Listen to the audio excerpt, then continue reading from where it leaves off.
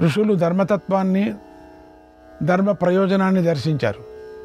వారు మృదుత్వము, సన్నగా ఉండటము, కలవరపాటు చెందటం అనేవి స్త్రీ లక్షణాలు అని చెప్పారు. వ్యాయామంలో కఠినత్వం, బలపరాక్రమాలు కలిగి ఉండటం అనేవి పురుష లక్షణాలని చెప్పారు.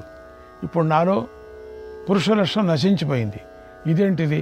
సన్నగున్న నేను స్త్రీని కావటానికి గల కారణం ఏమిటో తెలియటం లేదు. ఇదేంటి గుర్రం కూడా పక్కకు వెళ్ళిపోతుంది నన్ను చూసి. నాకిప్పుడు గుర్రం ఎక్కాలనే ఉత్సాహమే లేదే. అసలు గుర్రమే దగ్గరికి రావటం లేదు. బివి అనిపోతా ఉంది. ఇక నేను ఎప్పుడు పురుషుడిని నేను అవుతానో, గుర్రం ఎక్కి స్వేచ్ఛగా విహరిస్తాను ఎప్పుడో, గతంలో లాగా నాకెప్పుడు ఉత్సాహం కలుగుతుందో అని ఆలోచించాడు. తర్వాత ఒక నిర్ణయానికి వచ్చి స్త్రీ రూపంలో ఉన్నటువంటి బంగాసుడు మెల్లగా గుర్రాన్ని సరిచేసుకొని గుర్రం ఎక్కి రాజ్యానికి వచ్చాడు. రాకుమారులు, భార్యలు, సేవకులు, ప్రజలు, గ్రామ ప్రజలు మీరెవరు అని బాగా విచారించి తెలుసుకున్నారు. ఎవరమ్మా నువ్వు, ఎందుకు వచ్చావు ఇక్కడికి అని. రాజుగారి కథను విని ఆశ్చర్యపోయారు. కథ అంతా చెప్పాడు. అప్పుడు స్త్రీ రూపంలో ఉన్నటువంటి బంగాసుడు ఇలా చెప్పాడు. నా ప్రియ బంధువులారా, సైన్యంతో కలిసి వేటకు వెళ్ళాను. అక్కడ దైవ ప్రేరణ చేత మోహితుడైనాయా. జ్ఞానం తప్పిపోయింది. తర్వాత ఒక ఘోర వనంలో ప్రవేశించాను. అక్కడ దప్పికతో బాగా పీడించబడ్డాను.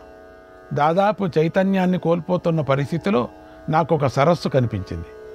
నేను ఆ సరస్సులో దిగి స్నానం చేసి చేయగానే నన్ను దైవం స్త్రీగా మార్చేసింది అన్నాడు బంగాసుడు. అతడు అందరినీ మరింత నమ్మించడం కోసం తన మంత్రుల యొక్క భార్యల యొక్క పేర్లను, వారు చేసిన పనులను చెప్పాడు. తర్వాత బంగాసుడు తన కుమారుడితో ఇలా అన్నాడు. కుమారులారా, ఆనందంగా రాజ్యాన్ని అనుభవించండి. నేను ఇలా స్త్రీ రూపంలో ఇక్కడ ఉండటం మంచిది కాదు కనుక నేను అడవికి వెళతాను, అక్కడే నివసిస్తాను అని చెప్పి అతడు అడవికి వెళ్ళిపోయాడు. అక్కడ ఆమె ఒక ఆశ్రమానికి వెళ్ళి ఒక తాపసుని ఆశ్రయించింది. ఆయననే పెళ్లి చేసుకుంది. ఆయన ద్వారా ఆమెకు 100 మంది పుత్రులు పుట్టారు. తర్వాత ఆమె వారినందరినీ రాజ్యానికి తీసుకొని వచ్చింది. తన మొదటి కొడుకులతో ఇలా అంది. నాయనలారా, నేను పురుషుడుగా ఉన్నప్పుడు మీరందరూ పుట్టారు. ఇప్పుడు స్త్రీగా ఉన్నప్పుడు ఈ 100 మంది పుట్టారు. కనుక మీరందరూ సోదరులు, కలిసి మెలిసి ఉండండి, హాయిగా రాజ్యాన్ని అనుభవించండి అంది. అప్పుడు వారందరూ సోదర ప్రేమతో కలిసిపోయారు. ఎంతో ఆనందిస్తూ రాజ్యాన్ని అనుభవించసాగారు. ఇలా పురుషుడిగా ఉన్నప్పుడు పుట్టినవారు, స్త్రీగా ఉన్నప్పుడు పుట్టినవారు కలిసి మెలిసి ఉండటాన్ని ఇంద్రుడు చూసి సహించలేకపోయాడు. ఏది నా సృష్టికి విరుద్ధంగా ఉంది అనుకున్నాడు. విపరీతంగా కోపించాడు. అరరే, నేను ఈ రాజుకు ఎన్ని పరీక్షలు పెడుతున్నా వ్యర్థం అయిపోతున్నాయి. అతడు అన్నిటినీ జయిస్తున్నాడు. అసలు యాగమే వద్దనుకుంటే చేసేశాడు. ఇతడికి నేను మంచి ఉపకారమే చేస్తున్నాను కానీ అపకారం మాత్రం చేయలేకపోతున్నాను అని చింతించాడు. తర్వాత బాగా ఆలోచించాడు. బంగాసుడి రాజ్యానికి వెళ్ళి ఆ రాకుమారుల్లో కొట్లాటలు పెట్టాడు. తండ్రిగా ఉన్నప్పుడు పుట్టిన కొడుకుల వద్దకు వచ్చి, మీరే గొప్పవారు, వారంతా తక్కువవారు, కనుక మీరు వారిని ఆదరించనక్కర్లేదన్నాడు. తల్లిగా ఉన్నప్పుడు పుట్టిన కొడుకుల వద్దకు వచ్చి అదే మార్చి చెప్పాడు. మీరే గొప్పవారు అన్నాడు.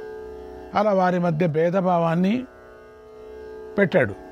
దాంతో వారి మధ్య అగ్ని రగిలిపోయింది. ఒకరినొకరు తీవ్రంగా కొట్టుకున్నారు. అందరూ చచ్చిపోయారు. అది విని ఆమె ఎంతో దుఃఖించింది.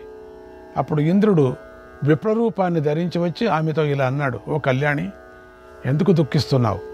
నీకేం కష్టం వచ్చింది అని అడిగాడు. ఆమె ఆ విప్రుడితో దీనంగా తన కథను చెప్పింది. ఆ మాటలు విప్రరూపంలో ఉన్నటువంటి ఇంద్రుడు విని పరుషంగా ఇలా అన్నాడు. ఓ కళ్యాణి, నేను ఇంద్రుణ్ణి. గతంలో నేను నీకు సహించలేని దుఃఖాన్ని కలిగించాను. ఎందుకంటే నువ్వు నాకు ఇష్టం లేని యాగం చేశావు. పైగా నన్ను ఆహ్వానించకుండానే ఆ యాగాన్ని ముగించావు. నువ్వు నాకు కోపం తెప్పించినందుకు బదులు తీర్చుకున్నాను అన్నాడు. అప్పుడు శ్రీరూపంలో ఉన్నటువంటి బంగాసుడు ఇంద్రుడిని చూసి తల వంచి పాదాలపై పడి ఇలా ప్రార్థించింది. ఓ దేవా, ప్రసన్నుడు కా. నేను సంతాన వాంఛతో ఆ యాగాన్ని చేశాను కనుక నన్ను క్షమించు అన్నాడు. అందుకు ఇంద్రుడు సంతోషించి ఇలా ఒక వరం ఇచ్చాడు. ఓ రాజా, నీ కుమారులలో నీకెవరు కావాలో చెప్పు, వారిని మాత్రమే బ్రతికిస్తాను. నువ్వు స్త్రీగా ఉన్నప్పుడు పుట్టినవారు నీకు కావాలా, లేదా నువ్వు పురుషుడుగా ఉన్నప్పుడు పుట్టినవారు నీకు కావాలా, కోరుకో అన్నాడు. అప్పుడు ఆమె ఇంద్రుడితో, ఓ దేవా, నాకు స్త్రీగా ఉన్నప్పుడు పుట్టిన సంతానమే కావాలి, వారినే బ్రతికించన్నది. ఆ మాటలు విని ఇంద్రుడు ఆశ్చర్యపోయి మళ్ళీ ఇలా అడిగాడు, ఓ కళ్యాణి, నువ్వు పురుషుడిగా ఉన్నప్పుడు పుట్టిన కుమారులను ఎందుకు వద్దంటున్నావో అని చెప్పు. వారి మీద కన్నా స్త్రీగా ఉన్నప్పుడు పుట్టిన వారిపై నీకు స్నేహం ఎలా ఏర్పడింది, ఇష్టమేలా కలిగింది, ప్రీతి ఎలా పుట్టిందో చెప్పు అని అడిగాడు. అప్పుడు ఆమె ఇంద్రుడితో ఇలా అంది, ఓ దేవా, స్త్రీలకు స్నేహం ఎక్కువ, పురుషులకు అంత స్నేహం ఉండదు. అందువలనే నాకిప్పుడు స్త్రీగా ఉన్నప్పుడు కలిగిన సంతానం మీదే స్నేహం ఎక్కువగా ఉంది, ప్రీతి ఎక్కువగా ఉంది. అందుచేత నాకు స్త్రీగా ఉన్నప్పుడు పుట్టిన వారినే బ్రతికించు అని కోరుతున్నాను అని అంది. ఆ మాటలకు ఇంద్రుడెంతో ఆనందించాడు. ఆమెతో ఇలా అన్నాడు, అందుకే తల్లి గర్భం అనేది. ఓ సత్యవాదిని, నువ్వు సత్యం చెప్పావు కనుక నీ కుమారులు అందరూ బ్రతుకుతారు. నీకు మరొక వరాన్ని ఇస్తున్నాను కనుక నీకు ఇష్టమైనది కోరుకో. నువ్వు మళ్ళీ పురుషుడివైపోవాలని కోరుకుంటున్నావా, లేదా స్త్రీగానే ఉండిపోవాలని కోరుకుంటున్నావా అని అడిగాడు. ఆ మాటలు విని ఆమె ఇలా అంది, ఇంద్ర, నాకు పురుష జన్మ వద్దు, ఈ స్త్రీ జన్మే బాగుంది కనుక నన్ను స్త్రీగానే ఉంచంది కోరింది. ఆ మాటలు విని ఇంద్రుడికి మళ్ళీ ఆశ్చర్యం కలిగింది, సందేహం కూడా కలిగింది. ఆమెతో ఇలా పలికాడు, ఓ భృంగాస్వన మహారాజా, నువ్వు మహారాజు, జ్ఞాపకం పెట్టుకో. ఎందుకని పురుషుడు కాకూడదని అనుకుంటున్నావు, ఎందుకు స్త్రీగానే ఉండాలనుకుంటున్నావు అని అడిగాడు.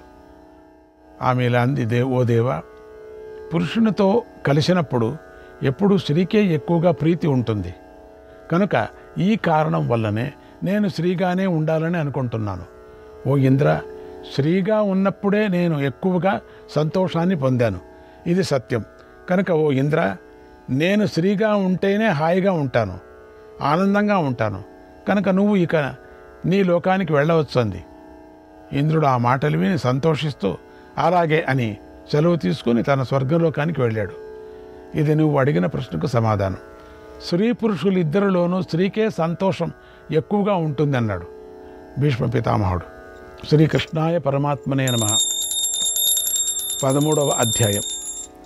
ధర్మరాజు భీష్ముడిని ఇలా అడిగాడు, కిం కర్తవ్యం మనుష్యేణ, కిం కర్తవ్యం మనుష్యేణ లోకయాత్రాహితార్తినా,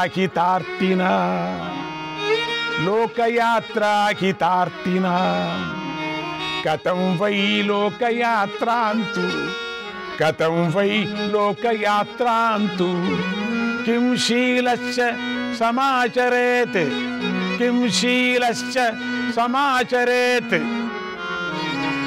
ఓ పితామహ, ఇహలోకంలోనూ పరలోకంలోనూ మేలు కలగాలని కోరుకునే మనిషి ఏం చేయాలి, ఎలాంటి స్వభావాన్ని కలిగి ఉండాలి, ఈ లోకంలో ఎలా జీవించాలని అడిగాడు. భీష్ముడు ఇలా చెప్తున్నాడు, ఓ ధర్మరాజా, శరీరంతో 3 పనులు, మాటతో 4 పనులు, మనస్సుతో 3 పనులు, ఇలా 10 రకాల కర్మలను విడిచిపెట్టాలి. ఇప్పుడు శారీరక పాపాల గురించి చెప్తున్నాను విను.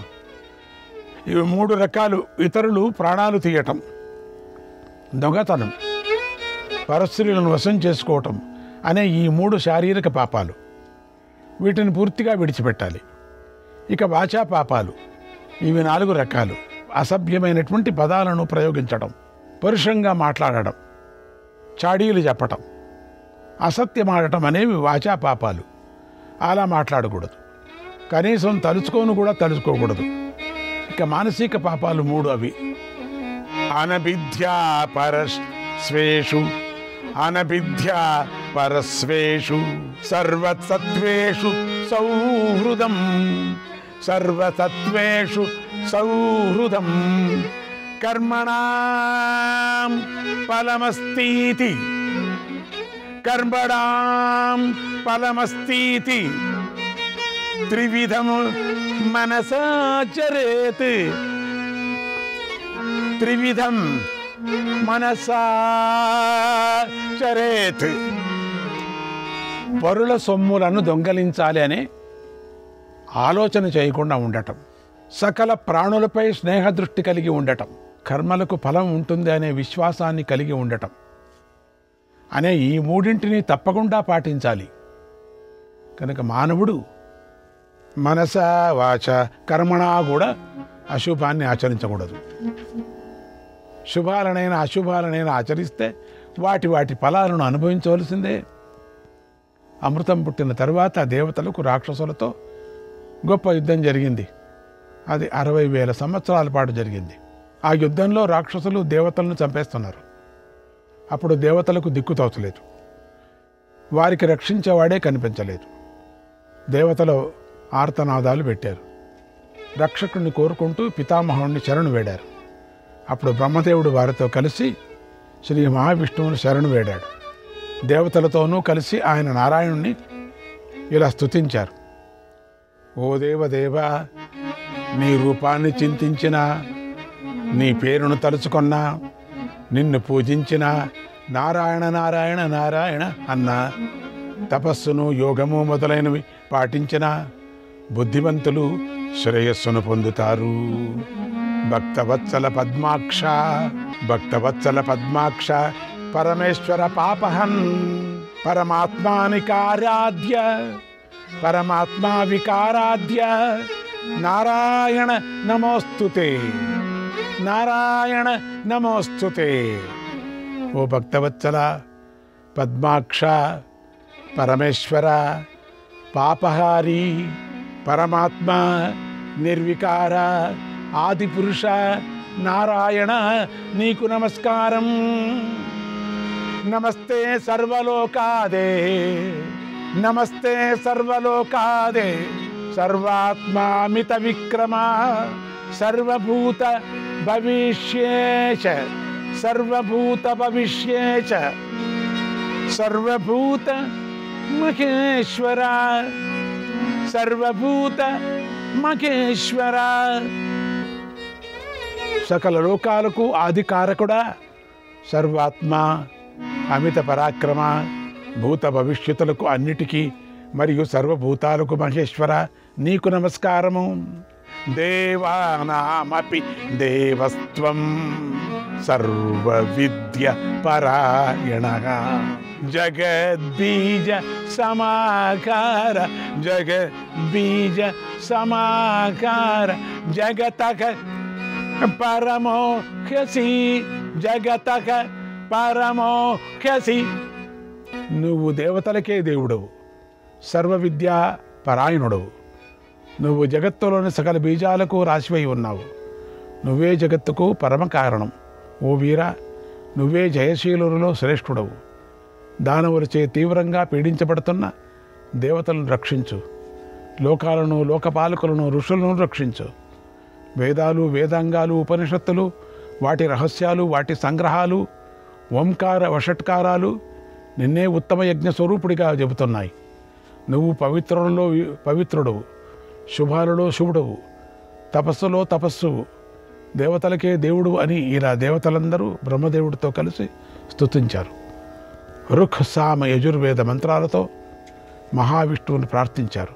అప్పుడు మేఘ గంభీరమైన ధ్వనితో అశరీరవాణి ఇలా అనిపించింది. ఓ దేవతలారా, మీరందరూ నాతో కలిసి పోరాడండి, మీకు జయం కలుగుతుంది అని వినిపించింది. ఆ తర్వాత దేవతలకు దానవులకు మధ్య యుద్ధం ప్రారంభమైంది. ఆ సమయంలో శ్రీ మహావిష్ణువు శంకుచక్ర గదలను ధరించి అక్కడ ప్రత్యక్షమయ్యాడు. ఆయన గరుడు మీ వీపుపై ఎక్కి ఉన్నాడు. తన తేజస్సుతో దానవులందరినీ దహిస్తూ బాహుబలాన్ని చూపించి ఆ దానవులందరినీ కూడా చంపేశాడు కూడా. ఆ యుద్ధంలో దైత్య దానవులు ఎందరో పరుగులు పెట్టి శ్రీ మహావిష్ణువును సమీపించారు. అయితే అగ్నిని సమీపించగానే మిడతలు నశించినట్లుగా వారు కూడా నశించిపోయారు. అలా శ్రీ మహావిష్ణువు అసురులను, దానవులను ఓడించి దేవతలు చూస్తుండగానే అంతర్ధానమైపోయాడు. అది చూసి దేవతలు ఆశ్చర్యపోతూ బ్రహ్మదేవుడితో ఇలా అన్నారు. ఓ భగవంతుడా, సర్వలోకేశ్వర, సర్వలోక పితామహ, ఈ అద్భుత కథను మాకు వివరంగా చెప్పు. శ్రీ మహావిష్ణువు గురించి ఎంత తెలుసుకున్నా చాలదు. ఆయన మహిమ ఇంకే మిగిలే ఉంటుంది. అందుచేత సజ్జనులైన దేవతలు ఆయన రహస్యాలను ఇంకా ఇంకా ఇంకా తెలుసుకోవాలని ఇలా అడిగారు. ఓ దేవా, మమ్మల్ని రక్షించి మౌనంగా వచ్చినట్లే వెళ్ళిపోయిన ఈ దివ్యాత్ముడి గురించి చెప్పు అని ప్రార్థించారు. ఓ రాజా, దేవతలందరూ అలా అనగానే బ్రహ్మదేవుడు పద్మనాభుడి యొక్క పూర్వరూపం గురించి ఇలా చెప్పాడు. ఓ దేవతలారా, ఈయన లోకాలకు ఈశ్వరుడు, ఈయనే నారాయణుడు. ఈయన తత్వాన్ని లోకంలో ఎవరు కూడా తెలుసుకోలేరు. నారాయణుడు గుణవంతుల్లో శ్రేష్ఠుడు, నిర్గుణుడు. ఈ పరమాత్మను ఎవరూ వర్ణించలేరు. దేవతలారా, ఈ సందర్భంలో మీకు పూర్వం గరుత్మంతుడికి ఋషులకు మధ్య జరిగిన ఒక సంవాదాన్ని చెబుతున్నాను, వినండి. పూర్వం ఒకసారి హిమాలయ పర్వతంపై బ్రహ్మర్షులు, సిద్ధులు నారాయణుని శరణు వేడి ఆయన కథలను చెప్పుకుంటున్నారు. అప్పుడు వారి మాటలన్నీ పూర్తి అవుతున్నాయి. ఆ సమయంలో శ్రీ మహావిష్ణువుకు వాహనమైన గరుత్మంతుడు అక్కడికి వచ్చాడు. గరుడు మహర్షులను చూసి నేల మీదకు దిగి వినయంతో తల వంచి నమస్కారం పెట్టాడు. అప్పుడు మహర్షులు గరుత్మంతుడిని ఆదరించారు. తర్వాత గరుత్మంతుడు క్రింద కూర్చున్నాడు. అప్పుడు ఋషులు ఇలా అడిగాడు. ఓ వెనతేయ, మా మనస్సుల్లో ఒక ప్రశ్న ఉంది. మా ప్రశ్నకు నువ్వే సమాధానం చెప్పగలవు. నువ్వు తప్ప మరొకడు చెప్పలేడు. కనుక చక్కని సమాధానాన్ని చెప్పి మాకు ఆనందాన్ని కలిగించ అన్నారు. ఆ మాటలు విని గరుత్మంతుడు ఇలా అన్నాడు. మంచి మాటలు మాట్లాడటంలో ఓ శ్రేష్ఠులారా, మాట్లాడటంలో చెప్పండి. మీకు నేనేం చెప్పాలి? మీకు నేనేం చేయాలి? మీ కోరికలు నెరవేర్చడానికి నేను సిద్ధం. నన్ను ఆజ్ఞాపించండి అన్నాడు. అప్పుడు ఋషులు అనంతుడికి నమస్కారం పెట్టి గరుత్మంతుని ఇలా అడిగారు. ఓ గరుడా, నువ్వు అనామయుడు, మహాత్ముడు, దేవదేవుడు, వరదుడు అయినటువంటి నారాయణుణ్ణి ఉపాసిస్తూ ఉంటావు. అలాంటి ఆయన నీకెలా కనిపించాడు? నిజంగా ఆయన ఎవరు? ఆయన ప్రకృతి ఎలాంటిది? ఆయన వికృతి ఎలాంటిది? ఆయన ఉనికి ఎక్కడ? ఆయన ఎక్కడుంటాడు?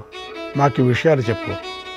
ఏష భక్త ప్రియో దేవః, ఏష భక్త ప్రియో దేవః, ప్రియభక్తస్తథైవ చ, ప్రియభక్తస్తథైవ చ, త్వం ప్రియస్యాస్య భక్తస్య నాన్యః కాశ్యప విద్యతే, నాన్యః కాశ్యప విద్యతే. ఓ కాశ్యప పుత్ర, ఆ దేవుడంటే భక్తులకు ఇష్టం, భక్తులంటే ఆయనకిష్టం. నువ్వు ఆయన భక్తుడు, ఆయనకు ప్రియమైన వాడు. నీ వంటి వాడు మరొకడు లేనే లేడు. ఆయన అందరి మనస్సులను, చూపులను అపహరించినట్లుగా ఉంటాడు. కనుక ఆయన రూపాన్ని సహించలేము. సర్వవ్యాపకుడైన ఆయనకు మొదలు, మధ్య, తుదులు లేవు. ఆయన ఎక్కడి నుండి ఉద్భవించాడో తెలియదు. వేదాల్లో కూడా ఆయనను విశ్వాప్తుడని గానం చేస్తారు. కానీ తత్వభూత స్వరూపుడు విభుడు, నిత్యుడు, సనాతనుడు. ఆయన యొక్క వాస్తవ స్వరూపం అర్థం కాదు. పృథివీ, వాయువు, ఆకాశం, నీరు, నిప్పు అనే ఈ పంచభూతాలు క్రమంగా వీటి గుణాలైన గంధము, స్పర్శ, శబ్దము, చలదనం, వెచ్చదనం, భావం, అభావం, సత్వము, రజస్సు, తమస్సు, సాత్విక, రాజస, తామస గుణాలు, మనస్సు, బుద్ధి, తేజస్సు అనే ఇవన్నీ వాస్తవంగా బుద్ధి యొక్క గమ్యాలు. నాయన, ఇవన్నీ కూడా ఆయన నుంచే పుట్టాయి. వీటన్నిటిలో ఆయన వ్యాపకుడై ఉన్నాడు. మేము బుద్ధితో ఎంతగా ఆలోచించినా కూడా సరైన నిర్ణయానికి రాలేకపోతున్నాం. ఆ దేవుడు తత్వాన్ని నువ్వు మాకు యథాతథంగా చెప్పు అని కోరారు. అప్పుడు గరుత్మంతుడు ఇలా చెప్పాడు. మహర్షులారా, భగవంతుడు స్థూల రూపంలో కూడా ఉంటాడు. ఆయన ముల్లోకాలను రక్షించటానికై కారణభూతమైన రూపంలో కనిపిస్తూ ఉంటాడు. ఒకనాడు నేను ఆ సనాతన దేవుడిలో ఒక ఆశ్చర్యకరమైన విషయాన్ని చూశాను. దాన్ని మీకు పూర్తిగా చెబుతున్నాను, వినండి. నేను కానీ మీరు కానీ ఏ విధంగానూ ఆయనను తెలుసుకోలేం. ఆ భగవంతుడు తానే స్వయంగా చెప్పిన విషయాన్ని నేను చెబుతున్నాను, వినండి. నేను దేవతలు చూస్తుండగానే వారి రక్షణ యంత్రాన్ని బర్దలు చేస్తాను. అమృత రక్షకులను తరిమి కొట్టాను. అప్పుడు జరిగిన యుద్ధంలో మరుద్గణాలను ఓడించాను. ఇంద్రుడితో సహా దేవతలను ఓడించాను. అమృతాన్ని అపహరించాను. అప్పుడు నేను చూపించిన ఆ పరాక్రమాన్ని చూసి అశరీరవాణి ఇలా అంది. ఓ వెనతయ్య, సువ్రత, నువ్వు చూపించిన శౌర్యానికి నేనెంతో సంతోషించాను. నీకోసం ఏం చేయమంటావో చెప్పంది. అప్పుడు నేను, నువ్వెవరో నాకు తెలుసుకోవాలనుంది. కనుక ముందు నీ గురించి నాకు చెప్పి తర్వాత వరాన్ని ప్రసాదించన్నాను. శ్రీకృష్ణాయ పరమాత్మనే నమః.